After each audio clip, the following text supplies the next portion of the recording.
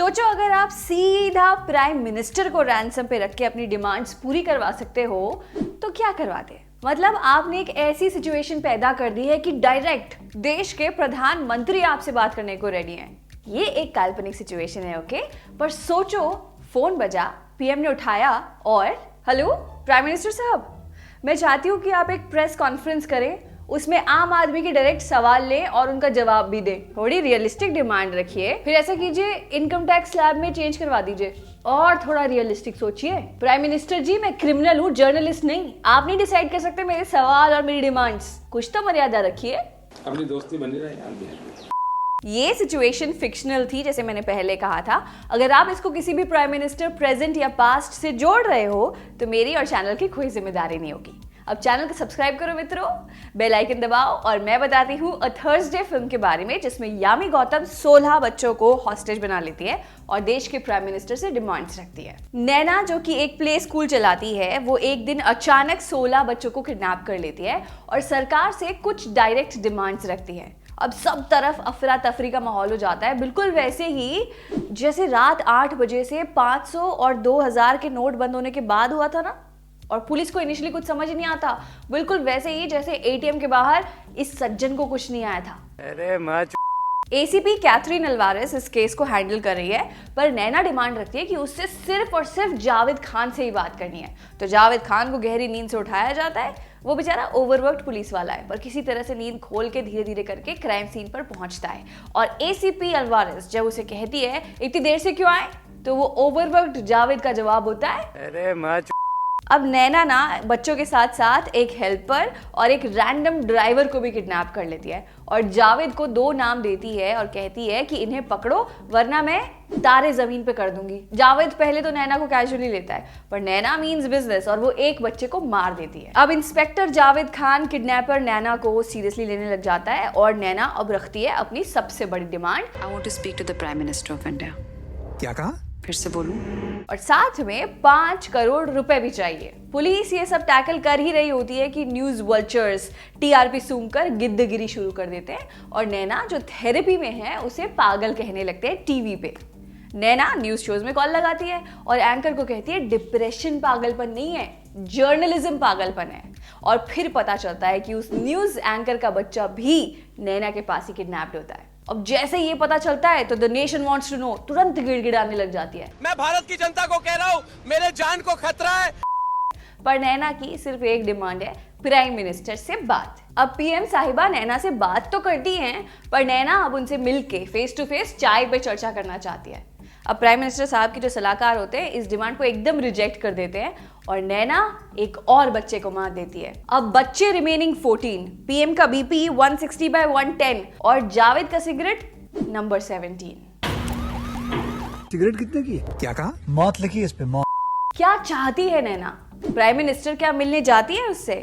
क्यों कर रही है वो बच्चे हाइस्ट? ये फिल्म में देखना पड़ेगा आपको हॉटस्टार पे जाके, क्योंकि इसके आगे अगर मैंने कहानी हल्की सी भी बताई तो स्पॉइलर निकलेंगे और आपके मुंह से गालियां भी। पर हाँ, इस फिल्म में यामी गौतम और उनकी एक्टिंग की बात करना बहुत जरूरी है। सो फेयर एंड लवली के एड में ज्यादातर दिखने वाली यामी नैना के रोल में सरप्राइजिंगली बड़ी अच्छी लगी है। कुर्ती, जीन्स और स्नीकर्स में यामी ना एकदम किडनैपर नेक्स्ट डोर लगती है।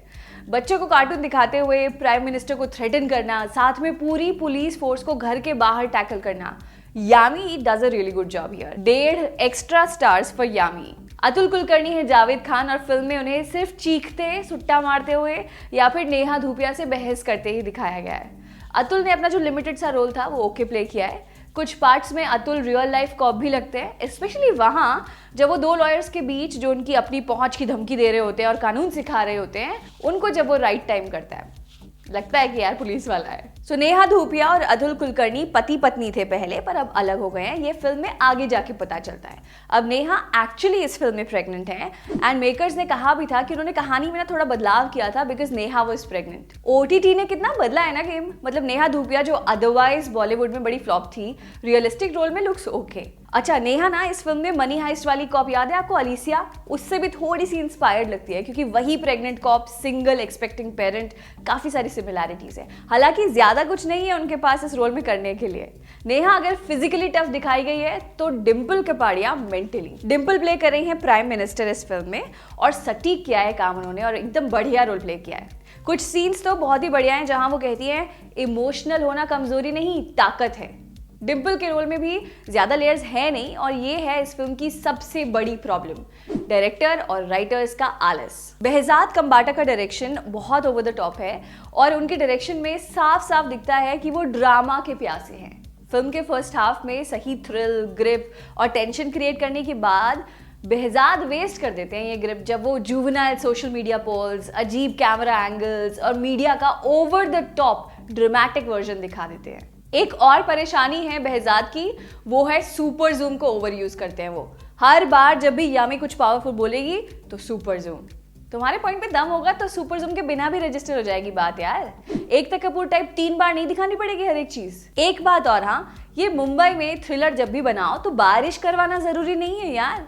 हो गया ये स्टाइल पुराना, मतलब रेनकोट्स, काले छाते, कब से देख रहे हैं यही स्टाइल। ड्रोन शॉट्स माहौल बनाते हैं हालांकि थोड़ा बहुत, पर behzad का डायरेक्शन में मजा नहीं आया। -1 star for the direction. Film की राइटिंग भी बहुत ढीली है, किसी चीज का कोई बैकग्राउंड ज्यादा दिखाया भी नहीं गया है। राइटर एशले लोबो से ना मेरे कुछ सवाल हैं।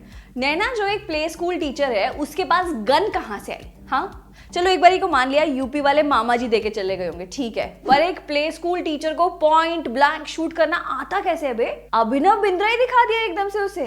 कुछ थोड़ा बैकड्रॉप तो देते। प्राइम मिनिस्टर को किडनैपर से मिलना चाहिए, इसके लिए सोशल मीडिया का ओपिनियन पोल दिखा दिया।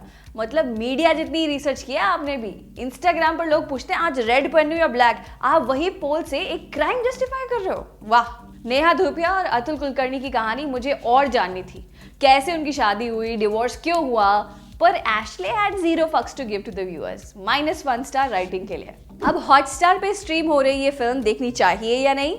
यामी गौतम और कैपिटल पनिशमेंट फॉर रेपिस्ट्स, इन 2 चीजों के लिए देखो ये फिल्म। फिल्म का फर्स्ट हाफ ग्रिपिंग है पर उसके बाद डायरेक्टर और राइटर ने सत्यानाश कर दिया है और फिल्म सेकेंड हाफ में आते आते बेहद फ्रिवलेस हो जाती है। अब वेंसडे में अनुपम खेर की तरह थर्सडे में यामी सरकार से कुछ सीरियस सवाल करती है। रेप करने वालों को फांसी की सजा और इस पे देश में पहले भी काफी बातें हो चुकी है और थोड़ा सा एक्शन भी। तो टॉपिक तो स्ट्रॉन्ग था पर ट्रीटमेंट बॉलीवुड का पुराना रोग है कि सबको खुश कर देना एंड में आते आते, और वही इस फिल्म के साथ भी हुआ। यामी को इंसाफ मिला, प्राइम मिनिस्टर ने नया कानून भी बना दिया, पुलिस को भी अपनी गलती का एहसास हुआ। और होता क्या है कि एक थ्रिलर खत्म होते होते सूरज बढ़ जाते हैं कि हम साथ साथे बन जाती है। उलझन है मुझे बॉलीवुड की इस हैप्पी एंडिंग वाली बीमारी से। 2 स्टार पुरखा और बॉली भक्त की तरफ से थर्सडे को, और ये इजीली पता है 3.5 स्टार्स हो सकते थे अगर डायरेक्टर और फिल्म के राइटर मैगी की तरह सबको खुश करने में न लग जाते। You're watching Bollywood.